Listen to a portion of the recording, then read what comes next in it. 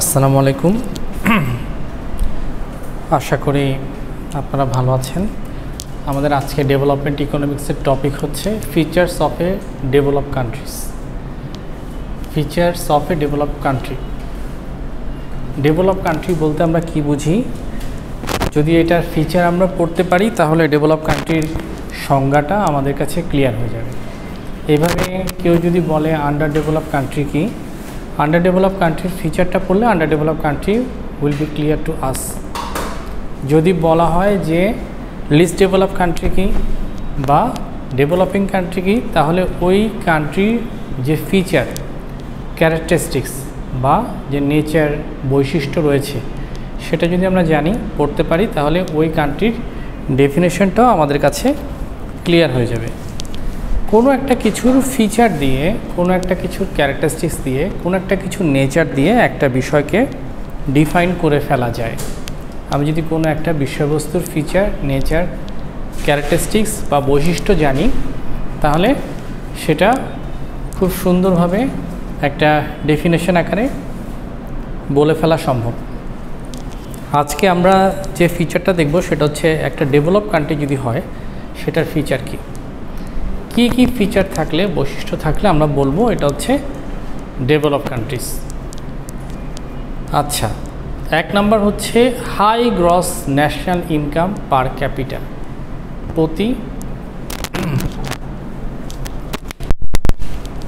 প্রতিটা দেশের পার capital income অনেক ভালো থাকবে এবং ন্যাশনাল ইনকাম হিসেবেও মানুষের যে পার ক্যাপিটা আয় সেটা অনেক ভালো থাকবে।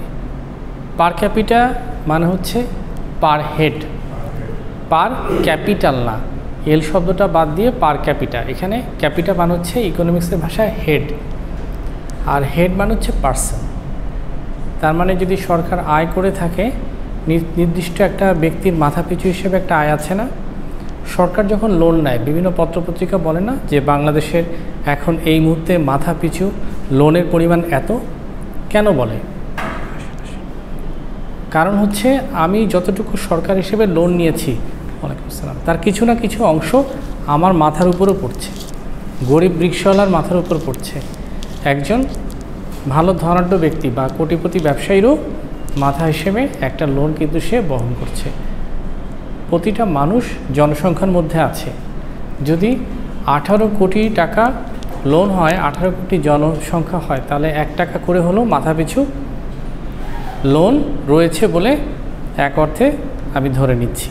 সুতরাং পার ক্যাপিটা ইনকাম হচ্ছে মাথাপিছু আয়।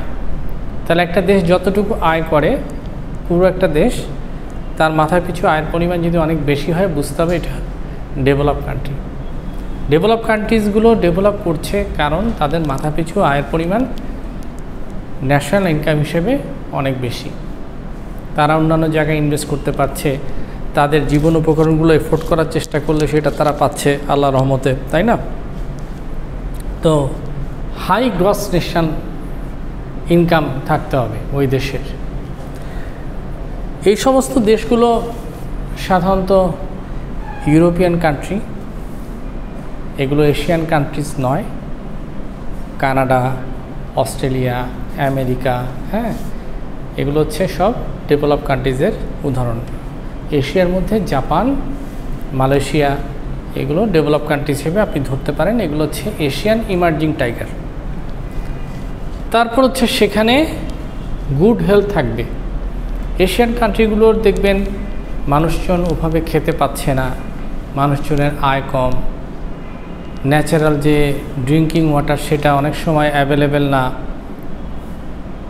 তারপর মানুষের ইনকাম যদি কম হয়, সে তার দৈনন্দিন জীবনের যে চাহিদা, অন্ন, বস্ত্র, বাসস্থান, শিক্ষা, চিকিৎসা, সেগুলো সে ওভাবে অ্যাফোর্ড করতে পারে না। তার একটা গুড হেলথ তৈরি হওয়ার জন্য যে পুষ্টিকর খাবার দরকার সেটা নাই। দেশে নিউট্রিশন নিয়ে অনেক কাজ হচ্ছে।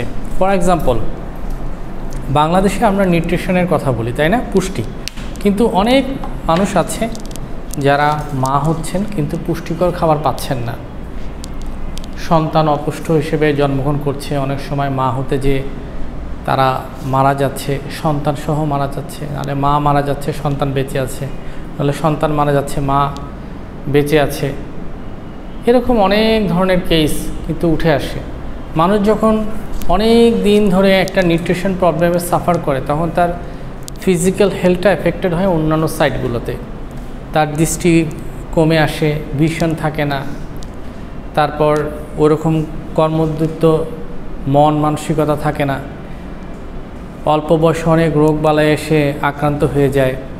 সুতরাং ইকোনমিতে ওইভাবে ফিজিক্যাল লেবার দেওয়ার মতো কন্ট্রিবিউশনও তার অনেক কমে যায়, কারণ সে গুড হেলথ পায় নাই, পুষ্টিকর খাবার খাইতে পারে নাই। আলটিমেটলি তার যে ফিজিক্যাল ডেভেলপমেন্টটা হওয়া উচিত ছিল, যে লেভেলের গ্রোথটা হওয়া ছিল, সেটা হয় নাই। যেগুলো লিস্ট ডেভেলপ কান্ট্রিজ বা আন্ডার ডেভেলপ কান্ট্রিজ, সেখানে তো সমস্যা আরও ভয়াবহ। ওখানে শুধু খাদ্য না, আফ্রিকার অনেক জায়গায় সুপেয় পানীয় নাই, পানিরও সমস্যা।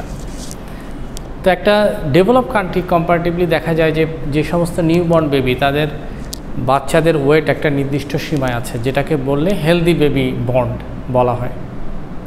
সেখানে নিউট্রিশন পাচ্ছে, তারা যখন মাতৃত্বকালীন সময় থাকছে তখন তাদেরকে গভর্নমেন্ট ভাতা দিচ্ছে, ম্যাটারনিটি লিভ দিচ্ছে, তারা নিউট্রিশন পলিসির আন্ডারে নিউট্রিশন পাচ্ছে। ফরেন কান্ট্রিগুলো একটা মানুষের প্রতিদিন কতটুকু নিউট্রিশন, প্রোটিন, আমিষ ইনটেক করা উচিত সেটা সম্পর্কে তারা যথেষ্ট জানে, মেনটেন করে। কিন্তু একটা গরিব দেশের মানুষ প্রতিদিন কতটুকু নিউট্রিশন তার ইনটেক করা উচিত সে জানলেও সেটা এফোর্ড করতে পারছে না। সুতরাং সে গুড হেলথে বিলং করছে না। কিছু কিছু ডিজিজ চলে আসছে অল্প বয়সে, সে প্রেশারের রোগী হয়ে যাচ্ছে, ডায়াবেটিস পেশেন্ট হয়ে যাচ্ছে। একটা গুড হেলথ শুধুমাত্র একটা মানুষের পার ক্যাপিটা ইনকামের উপর আর নিউট্রিশনের উপরও কিন্তু নির্ভর করে না। কিছু কিছু কথা বইয়ের পাতায় থাকে না, কিন্তু কিছু কিছু কথা আপনি দেখবেন এগুলো সত্য। আপনি দেখবেন অনেক মানুষ এই দেশে খাওয়া না পেলেও সে অন্ন বস্ত্র বাসস্থানের চিন্তায়, সামাজিক টেনশনে, পারিবারিক কলহে দেখবেন যে এশিয়ান কান্ট্রিজ মানুষগুলো অনেকটা অস্তমিত সূর্যের মতো। তাদের ওই পরিমাণ নিউট্রিশন নাই, কিন্তু সে একটা জব পাচ্ছে না, তার বয়স 30 বছর হয়ে গেছে, সে টেনশনে, সে রাস্তায় আন্দোলন করছে, চাকরির সময়সীমা 35 করো। সময় চলে যাচ্ছে কিন্তু সে গভর্নমেন্ট কোনো ভাতা পাচ্ছে না, ফ্যাসিলিটি পাচ্ছে না, বেকার ভাতা পাচ্ছে না। যে মানুষটা গার্মেন্টসে কাজ করছে, নিউট্রিশন নাই ধরে নিলাম, কিন্তু সে ম্যাটারনিটি লিভটা ঠিকমতো পাচ্ছে না, ওই সময় তার বেতন কর্তন করে নেওয়া হচ্ছে। একটা মানুষ শুধুমাত্র তার পার ক্যাপিটা বা গভর্নমেন্ট তাকে নিউট্রিশন বিষয়টা অফার করতে পারুক বা না পারুক, নিউট্রিশন পলিসি যাই থাকুক না কেন, তার গুড হেলথটা এফেক্টেড হচ্ছে অন্যান্য মনস্তাত্ত্বিক কারণে, কারণ সে ওগুলো নিতে পারছে না সমাজে থেকে। যারা বয়স হয়ে যাচ্ছে, পারিবারিক কলহে অনেকে বৃদ্ধাশ্রমে চলে যাচ্ছে, যারা ওয়ার্কফোর্সে আর নাই, দেখা যাচ্ছে এই মানুষগুলো অনেক সময় টাইম মতো পেনশন পাচ্ছে না, পেনশন পেলেও নামমাত্র পেনশন পাচ্ছে, প্রাইভেট জব করে জীবন পার করেছে, পেনশন নাই, নামমাত্র গ্র্যাচুইটি, তারা কোথায় যাবে?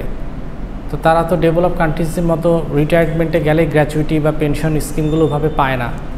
সুতরাং সে অনেক কিছু এফোর্ড করতে পারে না। দেশে বৃদ্ধাশ্রমও অনেক বেড়ে যাচ্ছে, তাই না? অনেক ধরনের সামাজিক জটিলতা তৈরি হচ্ছে, যেটা মানুষের গুড হেলথকে অনেক এফেক্ট করে। তারপর হচ্ছে education is the backbone of a nation, তাই না? শিক্ষাই জাতির মেরুদণ্ড। আমাদের দেশগুলোতে আমাদের শিক্ষার ক্ষেত্রে ঝরে পড়ার মানুষের হার অনেক বেশি না? অনেক বন্ধু আছে যারা আপনার সাথে বিবিএ করতে আসে নাই, তারা হয়তো এসএসসিতে ঝরে গেছে, সংখ্যাটা আরেকটু কমে গেল এইচএসসিতে, আরেকটু কমে গেল অনার্সে, আরেকটু কমে গেল মাস্টার্সে। আবার অনেক সময় দেখবেন যে রিসার্চের কাজে তো অনেক ব্যয় হয়, অনেকে এমফিল পিএইচডি আর যেতে পারে না। আপনি যখন পিএইচডি করলেন দেখবেন আপনার স্কুলে আপনি একাই পিএইচডি করলেন, আপনার এলাকায় আপনি একাই পিএইচডি করলেন, কারণ ওই পর্যন্ত মানুষ আসতে পারে না। গরিব দেশগুলোতে এডুকেশনের পিছনে যে ব্যয় সেটা মানুষ বা যে ধৈর্য সেটা মানুষ রাখতে পারে না। সে দ্রুত একটা কাজ কামাইয়ে চিন্তা করে, আলটিমেটলি সে ওইভাবে লেখাপড়াটা নিয়ে যে এগিয়ে যাবে তার কোনো ইয়ে নাই। ছোট বাচ্চারা স্কুলে ঝরে যায়, অনেক ভালো ছাত্র ঝরে যায়, কারণ তার পিতা তাকে পড়ালেখা করলে সমাজে আর্নিং মেম্বার একজন কমে যাবে। তাকে যদি শিশু শ্রম হিসেবেও কোনো একটা হোটেলে গ্যারেজে কাজ করতে দেওয়া হতো, সে তার নিজেরটা নিজে করে খেতে পারত। কিন্তু আলটিমেটলি এই সময়টা তাকে একটু ম্যাচিউর হওয়ার, পড়ানোর জন্য ওই গভর্নমেন্ট তো এফোর্ট দিতে পারবে না। সে প্রাথমিক শিক্ষা নামমাত্র বা ফ্রিতে দিতে পারবে, হয়তো কলেজে দিতে পারবে, ডিগ্রি পর্যন্ত অবৈতনিক বা স্কলারশিপ অফার করবে। কিন্তু আজকালকার জীবনে চলতে গেলে এত অল্প বৃত্তির পয়সাতেও একটা মানুষ, একটা ছেলে বা মেয়ে ওইভাবে এডুকেশন নিতে পারে না। ডেভেলপ কান্ট্রিজগুলোতে অনেক গবেষণা হয়, মানুষ অনেক বড় বড় প্রোডাক্ট বানায়, টেকনোলজিক্যাল আপডেশন হয়, কত কিছু বানায়। ওরা কি এমনি শুধুমাত্র ডেভেলপ কান্ট্রিজ যে ওদের পার ক্যাপিটা ইনকাম বেশি? না, বরং তারা এডুকেশনটা বেশি নিজেদের মধ্যে চর্চা করতে পেরেছে, জ্ঞানের চর্চা এবং রিসার্চ করতে পেরেছে দেখেই তারা ডেভেলপ কান্ট্রিজ। এবং ডেভেলপ কান্ট্রিজের একটা বৈশিষ্ট্য হচ্ছে সেখানে এডুকেশনটা অনেক একটা ভালো পজিশনে থাকবে, কোয়ালিটি এডুকেশন সেখানে অফার করা হবে দেন দ্য ডেভেলপিং ওয়ান। আমাদের দেশে আমরা যে দেখি অনার্স পড়ছে, মাস্টার্স পড়ছে, সংখ্যায় কম্পারেটিভলি এমনি সবাই অনার্স মাস্টার্স পড়া ঠিক না, অনেকে কর্মমুখী শিক্ষার দিকে যেতে পারে, এই কথাও বলা হয়। কিন্তু কম্পারেটিভলি ওই কোয়ালিটি এডুকেশন নাই, অনার্সেও নাই, মাস্টার্সেও নাই। যদিও আমরা অনেকেই পড়ছি, দেশে বিশ্ববিদ্যালয় বাড়ছে। এই তারপর হচ্ছে ইন্ডাস্ট্রিয়ালাইজেশন। ওই দেশসমূহতে ক্যাপিটাল ইন্টেন্সিভ ইন্ডাস্ট্রি, অনেক বেশি টাকা পয়সা ইনভেস্ট করার মতো ক্যাপাসিটি তাদের আছে, তাদের ফিজিক্যাল লেবার জন্য জনসংখ্যার পরিমাণ অনেক কম, সুতরাং তার লেবার ইন্টেন্সিটির দিকে যেতে চাচ্ছে না, পারছে না। শ্রমনির্ভর অর্থনীতিতে চেয়ে তারা পুঁজি নির্ভর অর্থনীতি বা ফিনান্সিয়াল ক্যাপিটাল, ফিজিক্যাল ক্যাপিটাল ইনভেস্টমেন্টের দিকে বেশি চলে যাচ্ছে।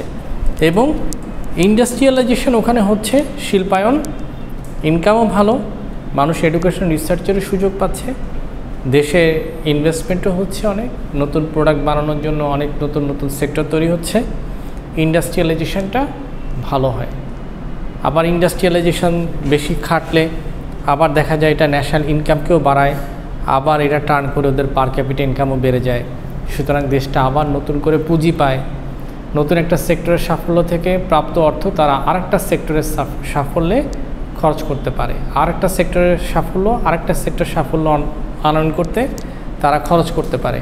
সুতরাং ইন্ডাস্ট্রিয়ালাইজেশন ওখানে হচ্ছেই, ক্যাপিটাল ইন্টেন্সিভ ইন্ডাস্ট্রি হওয়ার কারণে দেন দ্য লেবার ইন্টেন্সিভ ওয়ান তার একটা ডেভেলপ কান্ট্রিজে রূপান্তরিত হয়েছে। তারপর হচ্ছে সার্ভিস ইকোনমি। তাদের ওখানে শুধুমাত্র ম্যানুফ্যাকচারিং কনসার্ন বা সার্ভিস কনসার্ন, এই দুটো কনসার্নের মধ্যে শুধুমাত্র ম্যানুফ্যাকচারিং কনসার্নে ইনভেস্টমেন্ট হচ্ছে না, সার্ভিস সেক্টরে ইনভেস্টমেন্ট হচ্ছে।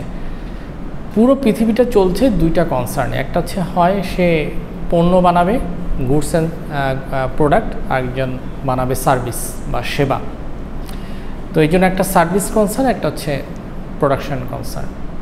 প্রোডাকশন কনসার্নের মধ্যে কেউ অ্যারোপ্লেন বানাবে, রকেট সায়েন্সের রকেট বানাবে, বাস বানাবে, ফ্রিজ বানাবে, আইফোন বানাবে, টেলিভিশন বানাবে, এলইডি লাইট বানাবে। আর হ্যাঁ, যেগুলো ফিজিক্যাল দ্রব্য, যেগুলো ধরা যায়, ছোঁয়া যায়, ওকে। আর যেগুলো ধরা যায় না, ছোঁয়া যায় না, এরকম কিছু বিজনেস আছে, যেমন telecommunication, banking, non banking services, transportation business, তাই না, এজেন্সি, হ্যাঁ, বিভিন্ন এজেন্সি। ল ফার্ম একটা সার্ভিস দিচ্ছে, আপনি লয়ের সার্ভিসটাকে ওইভাবে ধরতে পারবেন না। চার্টার্ড অ্যাকাউন্টেন্সি একটা সার্ভিস দিচ্ছে, স্বাধীন পেশা, তাই না, কিছু জিনিস তো ওভাবে ধরা যায় না। ডাক্তারি করা একটা সার্ভিস দেওয়া না সমাজে। আচ্ছা, তো ওরা আস্তে আস্তে সার্ভিস ইকোনমির দিকে চলে যাচ্ছে। এখন আপনি সিঙ্গাপুরের মাউন্ট এলিজাবেথ হসপিটালে ট্রিটমেন্ট নিতে যান, কারণ ওদের সিঙ্গাপুরিয়ান ট্রিটমেন্ট সিস্টেমটা অনেক আপগ্রেডেড দেন বাংলাদেশ, তাই না। আপনি আমেরিকার একটা ভালো হসপিটাল ট্রিটমেন্ট নিতে চান কেন? কারণ ডেভেলপ কান্ট্রিজের ওদের হসপিটালের যে সিস্টেম সেটা অনেক updated then the Asian countries, তাই না। শিক্ষা ভালো করে নিয়েছে, চিকিৎসা ক্ষেত্রকে ডেভেলপ করেছে, মেডিকেল সায়েন্স এডুকেশনকে ডেভেলপ করেছে, দিয়ে এখন ভালো সেবা দেয়। আমরা যে সমস্ত সার্ভিস ইন্ডাস্ট্রির কথা জানি সেগুলো অনেক ডেভেলপ কান্ট্রিজ করে থাকে। এই যে বড় বড় কুরিয়ার সার্ভিস তারা দেয়, এগুলো একটা সার্ভিস, DHL এইটা সেটা, তাই না? এগুলো কিন্তু সব ফরেন কোম্পানি যারা ইন্টারন্যাশনাল কুরিয়ারগুলোকে ডিল করে। তো ওরা নিজেদেরকে ডেভেলপ করতে পেরেছে সার্ভিস সেক্টর ইকোনমিতে, কারণ তাদের লেবার তো অনেক কম, জনসংখ্যা অনেক কম। এখন যদি তারা রেডিলি সার্ভিসের দিকে না যায়, অটোমেশনের দিকে না যায়, শ্রমনির্ভর অর্থনীতিতে তারা কখনোই আর টিকতে পারবে না, কারণ জনসংখ্যা অনেক কম। এই জন্য ক্যাপিটাল ইনভেস্টমেন্ট করে অল্প মানুষকে কাজে লাগিয়ে অটোমেশন বা টেকনোলজি হাইয়েস্ট গ্রেডকে ব্যবহার করে কিভাবে সার্ভিস সেক্টরটাকে গ্র্যাব করা যায়। ওকে, এগুলো আস্তে আস্তে আরও বাড়তে থাকবে। ডেভেলপিং কান্ট্রিজের মধ্যেও বাড়বে, কিন্তু ডেভেলপ কান্ট্রিজের মধ্যে আস্তে আস্তে সার্ভিস ইকোনমিতে আরও বেশি মানুষ প্রবেশ করবে দেন দ্য প্রোডাকশান অথবা কোনো একটা প্রোডাক্ট রিলেটেড ইকোনমি ব্যবস্থার চেয়ে। তারপর হচ্ছে নলেজ ইকোনমি, যেখানে এডুকেশন হাই সেখানে নলেজের মূল্যায়ন আছে, নলেজ বেস, তাই না? ইকোনমিটা শিক্ষা নিয়ে তারা সবসময় ভাবে, এডুকেশনের চর্চা করে। দেখবেন ওদের ওখানে অনেক আগে থেকেই নলেজকে ওই লেভেলের ট্রিটমেন্টটা দেওয়া হচ্ছে, এবং কোয়ালিটি এডুকেশন এনশিওর করা। যদি একটা জায়গায় সুপারস্টিশন থাকে, মানে কুসংস্কার, ওই সমাজটা সহজে ডেভেলপ করে না। বাংলাদেশের মানুষ অনেক কুসংস্কারে বিশ্বাস করে, ডেভেলপিং কান্ট্রিজের নেচার এরকম, কিন্তু ডেভেলপ কান্ট্রিজের মধ্যে নলেজের ওই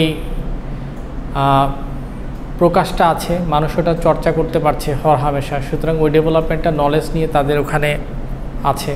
ইকোনমি মানেই তাদের হচ্ছে নলেজ বেস ইকোনমি, এমনি কোনো কিছু আপনি চাইলে করতে পারবেন না।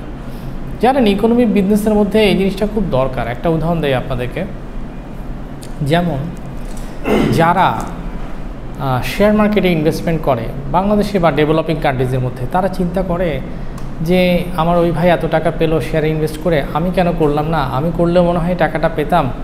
দেখা যায় 2010 সালে পানের ব্যবসায়ী অনেক টাকা সে শেয়ার মার্কেটে বিনিয়োগ করেছে, কিন্তু তার শেয়ার মার্কেট নিয়ে কোনো ধারণা নাই, শেয়ার কাকে বলে সে জানে না, ডিভিডেন্ড কি সে জানে না, শেয়ার মার্কেট নিয়ে তার কোনো ধারণাই নাই ওই অর্থে। কিন্তু একজন বন্ধু ইনভেস্ট করে কিছু টাকা পেয়েছে, সেও মনে করলো আমিও রাতারাতি কিছু টাকা পাবো, সে ইনভেস্টমেন্ট করলো এবং ধরা খেল।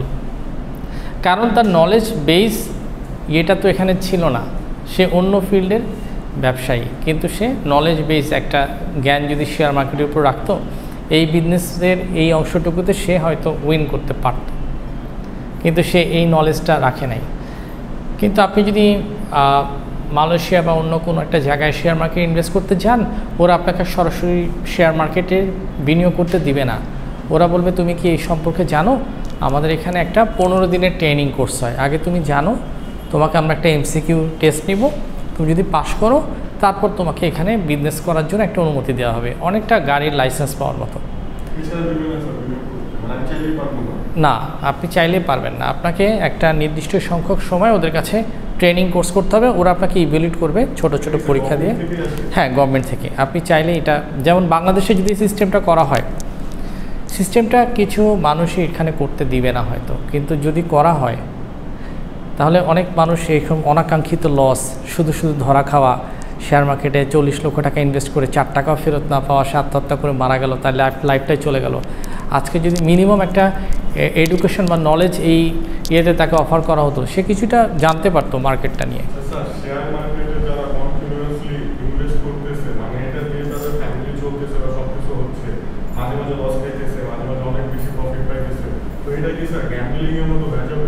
না, এটা গ্যাম্বলিংয়ের মতো হবে না, কারণ প্রফিট এবং লস সব জায়গাতেই থাকবে।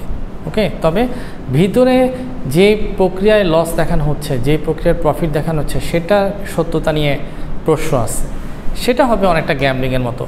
যে শেয়ারের কোনো মৌলভিত্তি নাই, রাতারাতি সেটা পার শেয়ার 2000 টাকা হয়ে গেল, আর মানুষ সেটা কিনলো, পরবর্তীতে ক্ষতিগ্রস্ত হলো বা আরেকবার লাভ পেলো, ওই লাভটাই তার জন্য হালাল হচ্ছে কিনা, বা ওই লসটাই তার জন্য জাস্টিফাইড হচ্ছে কিনা, যেটা তাকে ধরিয়ে দেওয়া হচ্ছে, এইটা প্রশ্ন।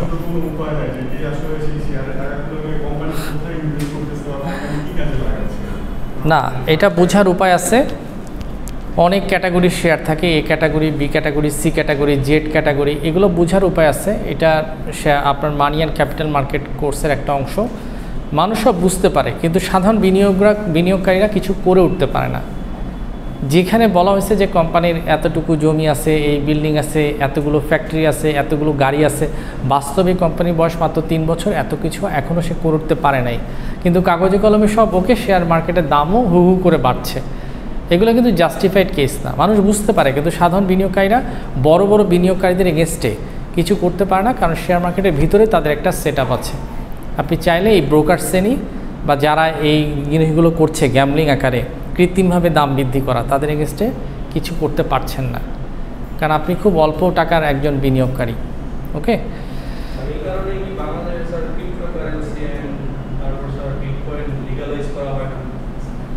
এখনও বাংলাদেশের মানুষ বিটকয়েন, ক্রিপ্টোকারেন্সি এগুলো নিয়ে ওরকম বুঝে না, মানুষ এগুলো বুঝে না।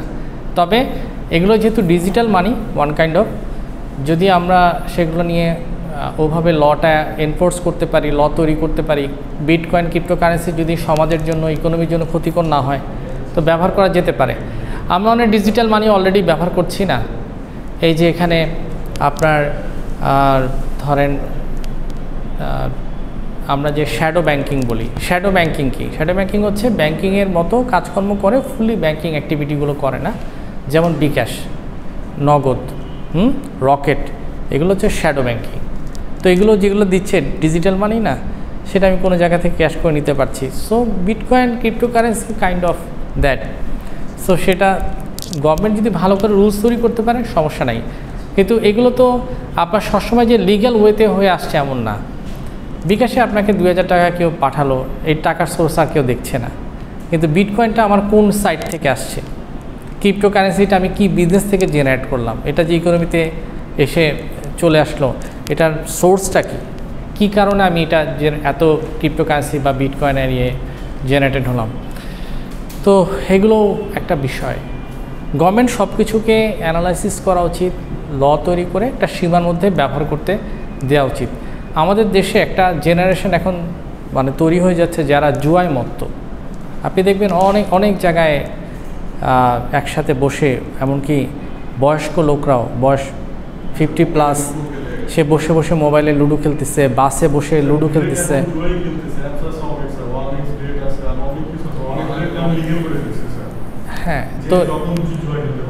হ্যাঁ, তো ধরেন এত জুয়ার অর্থ কোথাও না কোথাও এটা ইনপুটেড হচ্ছে ইকোনমিতে। সে যদি বিটকয়েন বা ক্রিপ্টোকারেন্সি বা জুয়ার যে গিফট দিয়ে এটা যদি কোনো সংস্থা তাকে ভাঙিয়ে দেয় যে এত পয়েন্ট পেলো, তাহলে কারেন্সিটাকে আমি ওইভাবে তখন কিভাবে কন্ট্রোল করব? ওকে, একটা দেশ যদি প্রকাশ্য ক্যাসিনো দিয়ে বসে, অনলাইন ক্যাসিনো ছাড়াও যদি আসলে সে কখনো ক্যাসিনো দিয়ে বসে, সেটাও একটা সোর্স অফ থাকবে না, টাকাটা কোত্থেকে আসলো, এটা ইকোনমিতে আসবে কি আসবে না, ইনভেস্টমেন্টটা এটা ইকোনমি গ্রহণ করতে পারবে কি না, এই অর্থ কোথায় ইনভেস্ট করলে সেটার আয়ের উৎস কী। ওকে, হ্যাঁ, তো এটা হচ্ছে ওই অর্থে এডুকেশনের সাথে, এডুকেশন হচ্ছে তারা বিভিন্ন এটা প্রোগ্রাম, অনার্স, মাস্টার্স এগুলোকে ডেভেলপ করছে, এমফিল, পিএইচডি, এডুকেশনে মর্ম বুঝে, কম্পালসারি এডুকেশনে খুব সুন্দর ইজিনেস দিচ্ছে। আর এটা হচ্ছে অন্য জিনিস, নলেজ, লোকটা এডুকেটেড কিন্তু সাথে সাথে তাকে নলেজেবল হতে হবে। নলেজ অন্য জিনিস, বুঝছেন? জ্ঞান, এটা অনেক সময় প্রাতিষ্ঠানিক শিক্ষা না থাকলেও হয়। অনেকের প্রাতিষ্ঠানিক শিক্ষা নাই, কিন্তু সে অনেক ভালো কথা বলে, সুন্দর কথা বলে, অনেক কিছু আপনাকে ভেঙে বুঝিয়ে দিতে পারবে, কিন্তু তার কোনো ডিগ্রি নাই। ওকে, আপনারা বেশি প্রাধান্য দিবেন এইটাকে। এটা হচ্ছে অধুনা সমাজের সৃষ্টি। এটা যদি নাও থাকতো ডিগ্রি কাগজে, মানুষ সারি সারি আকারে হয়তো এটা গ্রহণ করতে যেত না। এটা হচ্ছে আনপ্যারাল, তাই না? অ্যারিস্টটল, প্লেটো, তারপর ইবনে সিনা, তাই না? এদের এই যে বড় বড় যারা ম্যাথসের আবিষ্কারক, তাই না, ফিজিক্সের কথা বলে, বায়োলজি নিয়ে প্রথম তত্ত্ব দিল, তো এদের কি আসলে ওই অর্থে কোনো ডিগ্রি ছিল না, কিন্তু এরা ছিল এক একটা সাবজেক্টের ফাদার, তাই না? অনেক কিছু বলতো। তো আমাদের সমাজে তো আসলে ওই মূল্যায়নটা নাই, মানুষ ডিগ্রি না থাকলে পাত্তা দেয় না, মূল্যায়ন করতে চায় না। আর কিছু কিছু জায়গায় প্রাতিষ্ঠানিক রূপ চলে আসছে, আপনার ডিগ্রি না থাকলে ওখানে আসতে পারবেন না। তো আমি যদি বলতাম যে আমি খুব ভালো বিজনেস পড়াতে পারি, ভালো ইকোনমিক্স পড়াতে পারবো, আমাকে নেন, আমাকে কোনো ইউনিভার্সিটি নিত না তো, তাই না? শুধু ডিগ্রি থাকলেই হতো না, ও দেখতো এটার গ্রেড কত, কোন বিশ্ববিদ্যালয় থেকে পাওয়া ডিগ্রি, হাবি জাবি আর অনেক কিছু দেখতো না। তো এটা কেন হয়েছে বলেন তো? প্রাতিষ্ঠানিক শিক্ষার কারণে। কিন্তু মানুষ যখন একটা নলেজ লেভেলে ব্র্যান্ডে রূপান্তরিত হয়, তখন আবার মানুষ তার ডিগ্রি দেখতে চায় না। এখন যদি আমি এখানে বলি যে স্বয়ং প্লেটো এসে লেকচার দিবে, কোন ইউনিভার্সিটি তাকে না করবে? অ্যারিস্টটলকে দেখার জন্য, বা ইংলিশ পড়াতে শেক্সপিয়ার নিজে আসবে, তার নোবেলটা বুঝাই দিয়ে যাবে, কে না করবে বলেন? সে সাবজেক্ট ফিল্ড এক্সপার্ট, তাই না? তো ওই ব্র্যান্ডে পৌঁছাতে হবে। এখন একজন ব্যবসায়ী খুব ভালো একটা বিজনেস করে ডেভেলপ করে গেল, কিন্তু তার কোনো প্রাতিষ্ঠানিক শিক্ষা নাই, সে মোটিভেশন স্পিচ দিতে আসলো, আপনি টাকা খরচ করে শুনবেন, তাই না? কারণ এটা একটা সার্টিফিকেশনের চেয়েও বেশি, ইজন্ট ইট? এটা একটা ব্র্যান্ডে রূপান্তরিত হয়েছে, তাই না? হ্যাঁ, যাই হোক, ইনফ্রাস্ট্রাকচার, অবকাঠামো, গরিব দেশ, গরিব অবকাঠামো, স্কুল কম, কলেজ কম, শিক্ষা প্রতিষ্ঠান কম, মাদ্রাসা কম, ব্যবসায়িক প্রতিষ্ঠান কম, এনজিও কম। ধনী দেশ, নন গভর্নমেন্ট অর্গানাইজেশন আছে, গভর্নমেন্ট অর্গানাইজেশন আছে, অনেক সুউচ্চ বিল্ডিং আছে। আমরা আইফেল টাওয়ারের কথা শুনি, এম্পায়ার স্টেট বিল্ডিংয়ের কথা শুনি, এগুলো কি বাংলাদেশে? টুইন টাওয়ারের কথা শুনি, তাই না? তারপর দুবাইয়ে জানি কি টাওয়ার, বুর্জ খলিফা, তাই না? আরও অনেক ধরনের বড় বড় স্থাপনার কথা আমরা শুনি, বা অনেক সুন্দর রাস্তাঘাট হয়, এগুলো ইনফ্রাস্ট্রাকচারের অংশ। একটা দেশের হাতে যত টাকা থাকে সেই ইনফ্রাস্ট্রাকচারে তত ইনভেস্ট করতে পারে। হ্যাঁ, আর আমাদের দেশে পদ্মা সেতু একটা ইনফ্রাস্ট্রাকচার, তাই না? এরকম যত ধরনের আপনি রাস্তাঘাট দেখছেন, ব্রিজ, কালভার্ট, এই গরিব দেশে এগুলো সবগুলো অবকাঠামো, বিল্ডিংগুলো অবকাঠামো, তাই না? বিভিন্ন বড় বড় জায়গায় যখন ডিভিশন ঘোষণা করা হয় যে আজকে থেকে অমুক জেলাকে বিভাগ ঘোষণা করানো, তখন ওখানে চিফ জুডিশিয়াল ম্যাজিস্ট্রেটের কার্যালয় দিতে হবে, জেলা প্রশাসকের কার্যালয় দিতে হবে, আরও অনেক কাজ আছে। কাজটা অনেক বেড়ে যায়, ব্যয়টা অনেক বেড়ে যায়, অবকাঠামো ডেভেলপ করে যায়। একটা সময় না বাংলাদেশে অবকাঠামো ওরকম ছিল না, কিন্তু এই সরকারের আমলে রাস্তাঘাটের ব্যাপক ডেভেলপমেন্ট হয়েছে, অনেক ডেভেলপমেন্ট। আপনি দেখবেন যে গ্রামের একটা সাধারণ রাস্তা, ওখানেও এমপি চেয়ারম্যানরা সেটাকে পাকা করছে, কোয়ালিটি যেটাই হোক। আপনি আগের চেয়ে অনেক ভালো অ্যান্ড বেটার সার্ভিস কিন্তু রাস্তাঘাটে পাচ্ছেন, অনেক সুন্দর সুন্দর, এই যে 100 ফিট, 300 ফিট। তারপরে এদিকে হ্যাঁ, এই যে ভাঙা, ফরিদপুর যেতে যে ভাঙা, এটা কত সুন্দর একটা রাস্তা। এটার সাথে এমনভাবে একটা কানেকশান দেওয়া হয়েছে পদ্মা সেতুর, এদিক দিয়ে চলে গেল বরিশাল, এদিকে খুলনা, এদিকে চলে গেল ফরিদপুর, রাজবাড়ির দিকে। তো এগুলো হ্যাঁ, তো এগুলো হচ্ছে সব ডেভেলপমেন্ট অবকাঠামো। যত অবকাঠামো ভালো হবে, কৃষক সহজে তার প্রোডাক্টটা বিক্রি করতে পারবে, কোথাও সেটা পাঠিয়ে দিতে পারবে, আপনি খুব দ্রুত অফিসে যেতে পারবেন, আপনার সময় বাঁচবে, স্কুল, কলেজ, ইউনিভার্সিটিতে আসতে পারবেন, এক জায়গা থেকে এক জায়গায় মেডিকেল ট্রিটমেন্ট নিতে হসপিটালে দ্রুত অ্যাম্বুলেন্স যোগে যেতে পারবেন, তাই না? অবকাঠামো যত সুন্দর হয়, মানুষের লাইফস্টাইলটা তত ইমপ্রুভ করে যায়। তো ডেভেলপ কান্ট্রিজের যে অবকাঠামো, সেটা ডেভেলপিং কান্ট্রিজের চেয়ে অনেক ভালো। আর আন্ডার ডেভেলপে তো, লিস্ট ডেভেলপে তো ওরকম অবকাঠামোই নাই। মানুষজন পায়ে একটা স্যান্ডেল পাচ্ছে না আফ্রিকান দেশে, তাই না? সুপেও পানি পাচ্ছে না, পরার জন্য কাপড় পাচ্ছে না, নানান ধরনের রোগ বালাইয়ে তারা আক্রান্ত। ডেভেলপমেন্ট, আন্ডার ডেভেলপ থেকে তারা স্ট্রাগল করছে ডেভেলপিং আমাদের মতো জায়গায় আসতে। আর আমরা চাচ্ছি একটা ডেভেলপমেন্ট করে ডেভেলপ ইকোনমিতে রূপান্তরিত হতে। তো বাংলাদেশে এখনও অনেক কিছু করার স্কোপ আছে। আপনি চাইলে অনেক ধরনের বিজনেসকে গ্র্যাব করতে পারেন। ডিজিটালাইজেশনের যুগে এখন মানুষ আউটসোর্সিং করছে, মানুষ বাসায় বসে কম্পিউটার আয় করছে, সফটওয়্যার স্কিল বাড়াচ্ছে, এগুলো অনেক মানুষ তাদের পেশা হিসেবে বেছে নিচ্ছে। এই জন্য পার্সোনাল একটা ডেভেলপমেন্ট করতে গেলে নিজস্ব স্কিল ডেভেলপ করতে হবে। সাথে সাথে জীবন চলার জন্য মানুষের দরকার লাইফ স্কিল। লাইফ স্কিলটা ওই অর্থে প্রাতিষ্ঠানিক, তুমি MS ওয়ার্ড জানো কি না, প্রেজেন্টেশনের পাওয়ার পয়েন্ট জানো কি না, এগুলো না। লাইফ স্কিল হচ্ছে সে একটু ভালো রান্না করতে পারে, ছাত্র হিসেবে বিদেশে একা থাকতে গেল, তার লাইফ স্কিলটা কাজে লাগবে। সে নিজে রাঁধতে পারে, কাপড় ধুতে পারে। This is call life skill. বুঝতে পারলেন? অনেকের লাইফ স্কিল থাকে না। যেমন আমি রাঁধতে পারি না, আমার লাইফ স্কিল কম। অনেকে ভালো রাঁধতে পারে, মেসে থাকলেও সে রান্না করে খেয়ে সে একটু ভালো বাইক চালাতে পারে। এটার জন্য সে একটা চাকরি পাবে এনজিওতে কিন্তু যারা বাইক চালাতে পারে ওদেরকে একটা আলাদা করে ফেলে ওদেরকে, কারণ প্রত্যন্ত অঞ্চলে সে সার্ভিস দিবে, বাইক চালাতে জানে না, কি নিবে না চাকরিতে। যারা মার্কেটিংয়ের কাজ করে এদের জন্য বাইক চালাতে পারাটা একটা অ্যাডিশনাল অ্যাডভান্টেজ। কারণ অনেক জায়গায় পাঠাবে কোম্পানি, তাকে একটা বাইক দিবে, এটা চালাও, এটা ফুয়েলের কস্ট কোম্পানি দিবে, রিপেয়ারিংয়ের জন্য বিল কোম্পানি দিবে। আপনারা যখন একটা ভালো ডেভেলপমেন্ট করবেন দেশের, এই ডেভেলপমেন্টে গভর্নমেন্ট হবে এটার অংশ। গভর্নমেন্ট ফ্যাসিলিটি অফার করবে, কাজে লাগিয়ে ডেভেলপ করবেন। গভর্নমেন্ট ন্যাশনাল আয় আপনার মাধ্যমে জেনারেট করবে, সকল মানুষের থেকে আয়। তারপর হচ্ছে স্ট্যাবিলিটি। এটা শুধুমাত্র ইকোনমিক স্ট্যাবিলিটি না, পলিটিক্যাল স্ট্যাবিলিটি। যখন তখন কারফিউ, যখন তখন ক্ল্যাশ, যখন তখন দুইটা গ্রুপের মারামারি, একটা দেশ কীভাবে এগিয়ে যাবে বলেন তো? ডেভেলপ কান্ট্রিজের মধ্যেও আপনি দেখবেন যে পলিটিক্যাল ক্ল্যাশ আছে, কিন্তু আমাদের দেশের মতো এত না। এই জন্য সোশ্যাল, পলিটিক্যাল, ইকোনমিক্যাল স্ট্যাবিলিটির একটা দেশ হচ্ছে ডেভেলপ কান্ট্রি।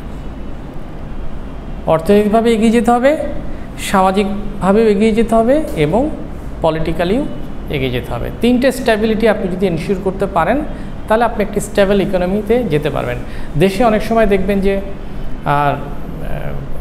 হচ্ছে ইলেকশন হচ্ছে, সামনে 7 দিন, পেছনে 7 দিন মারাত্মক অবস্থা, 15 দিন ব্যবসায়ীদের মাথায় হাত। তাহলে দেশটা ওই সময়ের জন্য হলেও কিছুটা ইনকাম কম জেনারেট করবে। দেশে যদি বারবার ঝড় হয়, আপনি যদি লার্জেস্ট ডেল্টা বলা হয় বাংলাদেশকে, পৃথিবীর বিশ্বের সবচেয়ে বড় বদ্বীপ বাংলাদেশ, এত বেশি ঝড় হয়, হাজার নদী, এত নদীতে বন্যা হচ্ছে, পানি উপচে পড়ছে, কথায় কথায় সাইক্লোন, সিডর, বিজলি, আইলা সব এসে ধ্বংস করে দিচ্ছে বাংলাদেশকে। প্রতিটা বছরই কোনো না কোনো জায়গায় কৃষক ক্ষতিগ্রস্ত হচ্ছে বন্যার পানিতে, অতিবৃষ্টিতে, না হলে অনাবৃষ্টিতে, তাই না? তো এই ধরনের বিষয়গুলো এফেক্ট করে না ইনকামকে? কারণ মানুষ একটা স্টেবল সিনারিতে কখন যাবে? যদি তার ফসলি জমি নষ্ট হয়ে যায়, সে কখনো ইকোনমিকভাবে উঠে আসতে পারবে না। আর দেশ যদি এগ্রিকালচারাল ক্রপই বানায়, আপনার কৃষি নির্ভর অর্থনীতি হয়, তাহলে তো গেল। আবার এই সমস্ত অর্থনীতির মধ্যে 6 মাস বসে থাকে, 6 মাস কাজ করে।